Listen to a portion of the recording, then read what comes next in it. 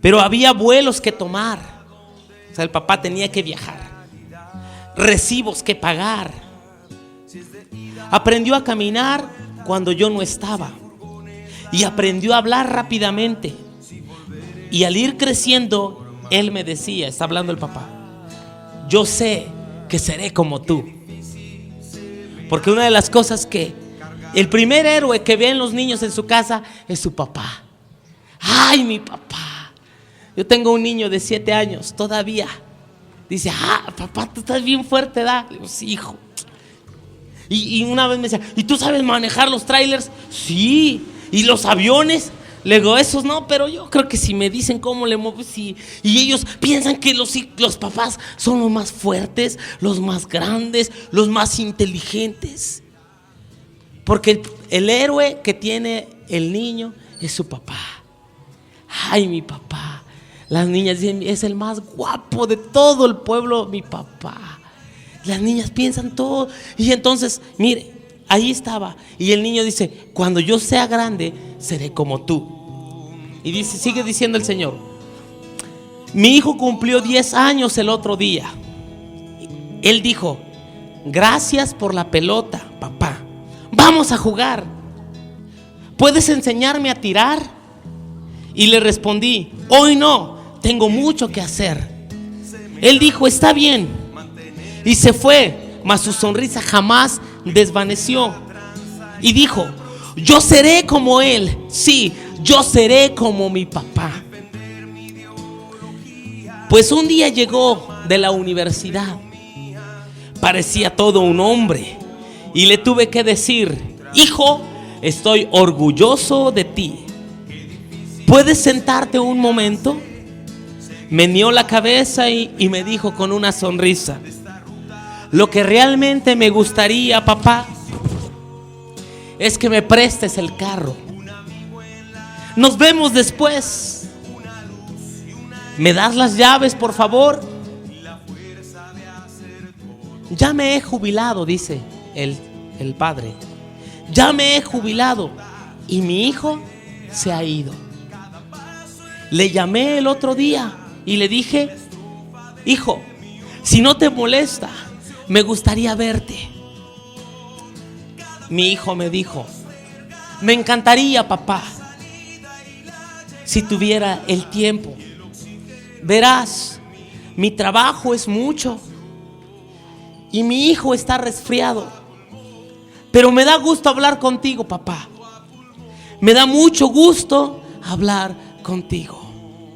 Al colgar el teléfono, se me ocurrió, mi hijo creció para ser como su papá. ¿Entendió el mensaje? El padre, cuando él era pequeño, no tuvo tiempo. Y cuando el hijo creció, tampoco tuvo tiempo para el viejo, que se quedó solo. Yo les digo la verdad, algunos tal vez estarán sufriendo de eso, soledad. Yo he visto muchos viejitos que tuvieron 5, 8, 10 hijos y están solos por allá. Sus hijos hicieron su vida y como no tuvieron tiempo para ellos, ahora están sufriendo la soledad. Yo sé que los hijos tienen que irse y tener su hogar y tener su casa, pero cuando les hemos enseñado ese vínculo, los hijos son vacaciones y regresan con la nietada. Vienen y llaman por teléfono y están y les mandan y están contentos con ellos y luego tanto los extrañan y dicen, papá, ¿qué haces allá en el pueblo? Vente, y le ponen una casita allá con él y lo tienen cerca. Pero muchas veces los hijos se vuelven duros porque nosotros fuimos duros con ellos. Reflexionemos, papás, y si tiene hijos pequeños todavía, aún está tiempo. Aún está tiempo de no, o si no, enseña a las próximas generaciones a ser distintos. Y si aprende de mí, yo la regué, pero tú tienes la oportunidad. Hoy hay muchos medios para poder aprender. Créame que yo no lo aprendí de mis padres. Yo les decía, mi papá murió cuando yo tenía 13 años. Pero yo amo a mis hijos y yo he tenido que investigar. Yo no soy psicólogo. Aunque tengo estudios de psicología familiar, yo no tengo un título de psicólogo.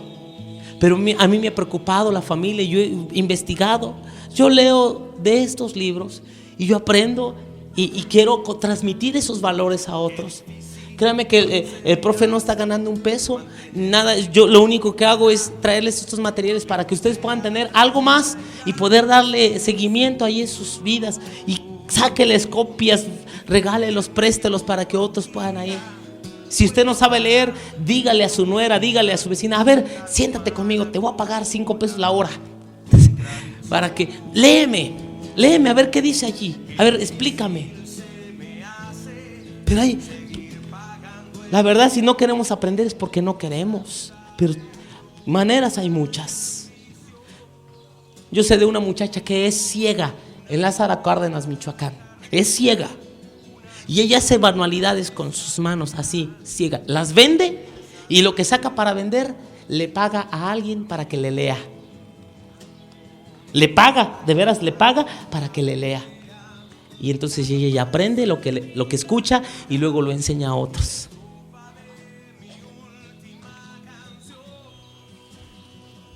El quinto error de los padres es ser demasiado autoritarios.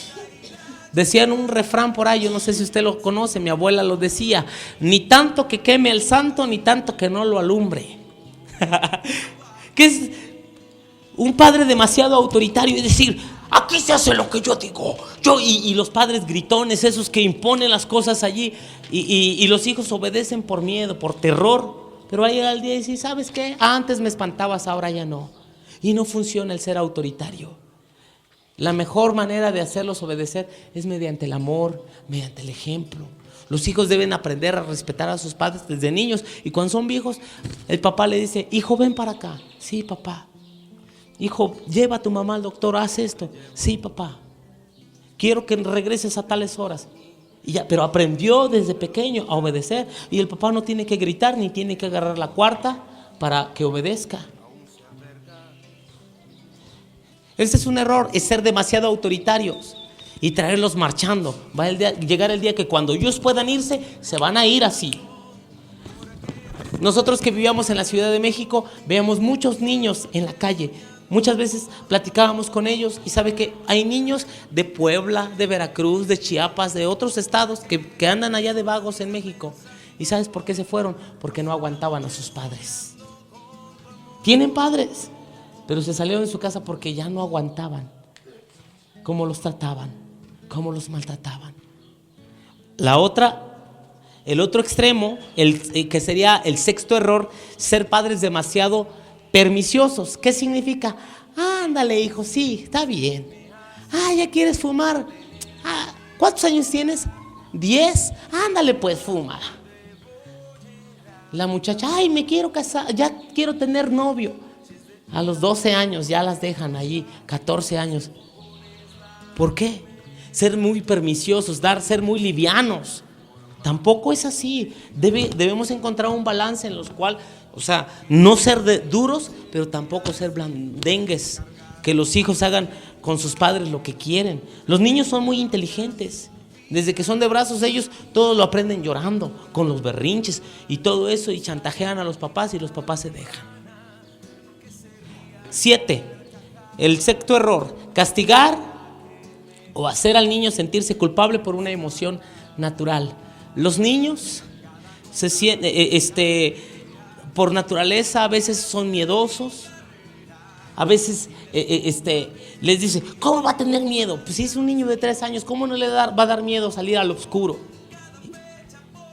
No le tenga miedo, haga esto. Y entonces les empezamos a hacerlos sentir mal y eso no le va a ayudar.